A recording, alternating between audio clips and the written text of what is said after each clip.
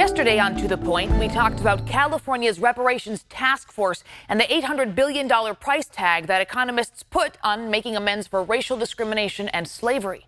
We heard from supporters who showed up for public comment at the meeting. We also heard from a lot of you at home.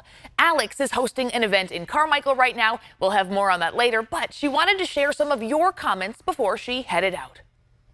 Okay, many of you had a lot to say about this last night, so I want to let you know I'm still reading your comments and wanted to share some of them today, like this viewer who wrote in and said California was never a slave state, so why? We also had another viewer write in and say, as a white woman in her 60s who was raised in a low-income, large Catholic family and does not have a college degree, I absolutely support reparations to the Black community. She said that in part. Another person writing in, African Americans are not the only people that have been oppressed. What about the Native Americans who had their land stolen? What about Japanese Americans who were imprisoned and lost their businesses and property? And I do want to note here that Japanese Americans who were interned, they were compensated. But continuing on with some of the viewer comments here, we had this comment and document actually sent in to us from Pamela out in Fair Oaks. She shared this with us.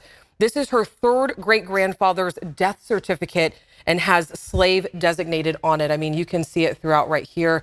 She sent this in and told us in part, I ask you, how would you feel if you were to see something like that on your relative's death certificate? As for the one individual who called in opposition to the reparations bill, I say this: you may not have personally committed any of the atrocities, but your ancestors did, and you, my friend, continue to benefit from those atrocities every day. Now, we always want to hear your thoughts. Please write into us. You can still scan that QR code on the bottom of your screen right now, and we'll read them.